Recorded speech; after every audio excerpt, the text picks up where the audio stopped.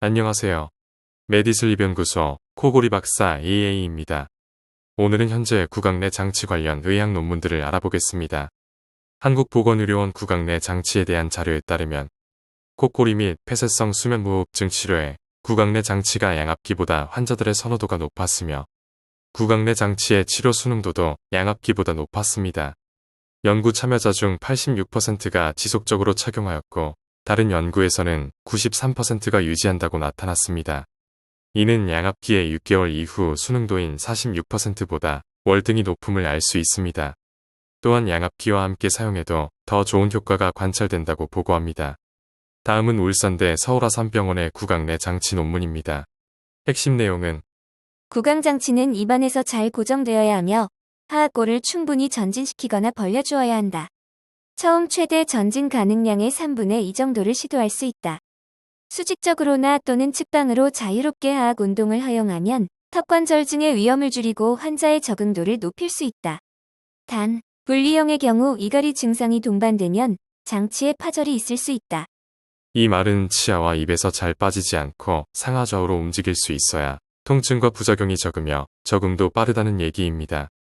치아에서 잘 빠지는 것을 방지해야 하지만 너무 꽉 조이면 턱과 치아 통증의 원인이 되므로 어느 정도 고정력도 있어야 하며 최소한으로 치아에 밀착시키는 것이 좋습니다. 상하악이 일체형으로 된 경우와 분리가 된 디자인으로 나눌 수 있으며 일체형은 전방 공기 구멍이 있는 것과 없는 것 두 종류입니다. 상하악이 붙어있는 일체형과 분리형이 있는데 대부분의 병원에서는 분리형을 씁니다. 일체형은 치아에서 잘 빠지고 무호흡이 발생할 때 공기 유입이 안 되기 때문이며 분리형은 하악을 좌우로 조금씩 움직일 수 있고 입을 벌릴 수 있어 부작용도 줄어들지만 단점은 이갈이 증상이 생기면 파손이나 고장이 나고 수면 중 입이 벌어지면 구강호흡이 되어 코막힘과 입마름 등의 부작용이 생기게 된다는 것입니다. 정말 중요한 것은 효과가 부족한 초기에 수면무호흡이 많이 생기는데 그때는 구강호흡이 되어야 위험하지 않습니다. 그래서 입이 막혀있는 일체형은 단순 코골이 환자에게만 적용돼야 합니다.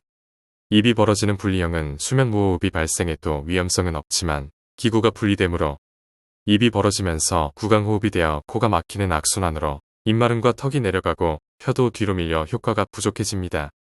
이럴 경우 입 테이프나 턱밴드로 보완할 수 있지만 역시 수면무의식 중에 구강을 강제로 막는 것이라 위험성과 불편함, 그리고 피부 트러블 등의 부작용이 늘어나게 됩니다.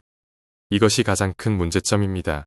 수면 무호흡 발생 시에만 구강호흡이 되고 평상 수면 시는 코호흡을 유도해줘야 코질환이 많은 코골이 수면무호흡증 환자가 아침까지 코막힘 없는 상쾌한 수면을 할 수 있기 때문입니다. 단국대 치과대학 구강내과 논문을 보겠습니다. 이 논문은 최근 미국 수면의학회와 미국 치과수면학회에서 제시한 구강장치 치료 가이드라인을 중심으로 쓰여져 전세계 논문의 집대성이라 할 수 있습니다.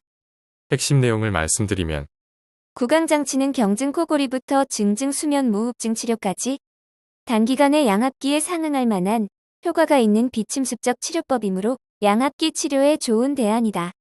또한 폐쇄성 수면 무호흡증의 정도는 호흡장애 지수를 기준으로 RDI 5에서 15는 경증, 15에서 30은 중등도, 30 이상은 중증으로 구분하고 있다.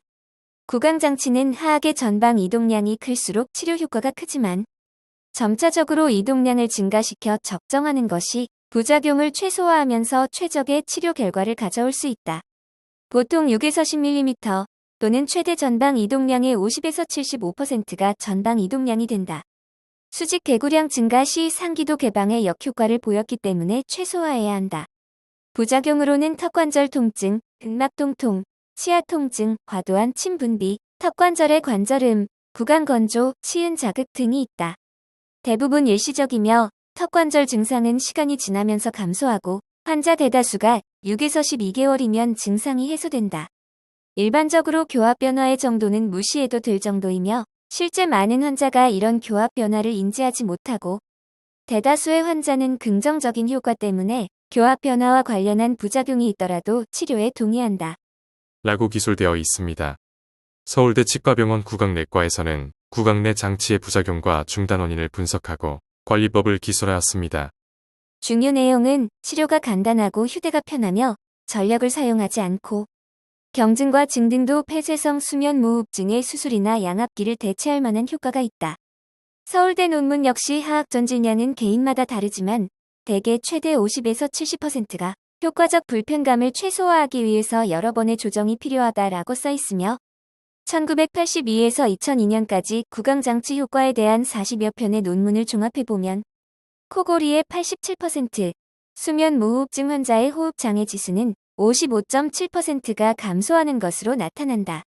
초기의 환자들이 흔하게 호소하는 부작용으로는 타액 분비 증가, 구강 건조감, 치아 및 잇몸의 통증, 저작근 통증, 두통 등이 있으며 비교적 단기간으로 나타나며 그 정도가 심각하지 않은 편으로 알려져 있다. 또한 저작근 및 턱관절 부위의 통증을 동반하는 경우 6개월에서 12개월까지 지속되고 시간이 지남에 따라 증상이 완화되는 경향을 보인다. 이에 비해 장기간 장착 시 발생되는 부작용은 다양한 요소에 따라 정도가 차이나긴 하지만 대체적으로 수직피계 및 수평피계의 감소, 전치부 및 구치부의 경사도의 변화, 교합 접촉점의 감소 등 경미한 치열 및 교합 변화와 관련하여 보고된 바 있다. 많은 부작용에 대응하는 관리법을 제시하였는데 조금 아쉬운 해법들입니다. 마사지나 찜질, 착용시간 줄이기, 그리고 장치 수리, 장치 변경 또는 재제작 등입니다. 논문의 대부분 부작용들은 거의 하악 전진에 따른 턱과 치아의 통증이고 분리형에서 생기는 구강호흡과 입마름이며 딱딱한 재질과 보철식 장치로 인한 침 흘림, 불편함 그리고 고장 파손 등입니다. 이러한 종래 구강 내 장치의 다양한 문제점들이 논문으로 발표되었습니다.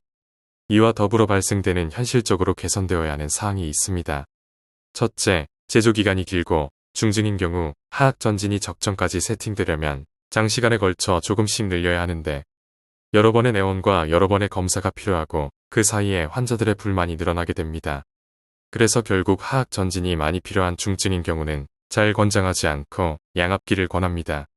양압기는 실패하면 반납하면 되고 건강보험이 적용되기 때문에 수술이나 구강 내 장치 같은 의료 분쟁도 적어 편하게 권할 수 있습니다.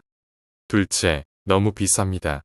가장 저렴한 우리나라도 최소 100만 원 이상인데 AS도 거의 재제작하는 것과 같아서 가성비가 너무 떨어집니다.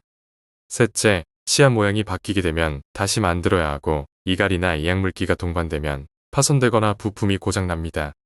그렇지만 이갈이와 코골이 두 가지를 병행하는 환자가 많고 치아나 치은, 턱이 부실하거나 치아가 많이 없으면 사용하지 못합니다. 넷째, 하악 전진으로 생기는 턱과 치아의 부작용입니다. 병원형 구강 내 장치는 레진으로 딱딱한 재질이기에 잇몸까지 덮어 씌울 수가 없고 치아에만 끼우는데 치아 이탈을 막기 위해서는 가능한 딱 맞춰야 하며 하악 전진이 많아지게 되면 그만큼 압력이 세지므로 통증이 생깁니다.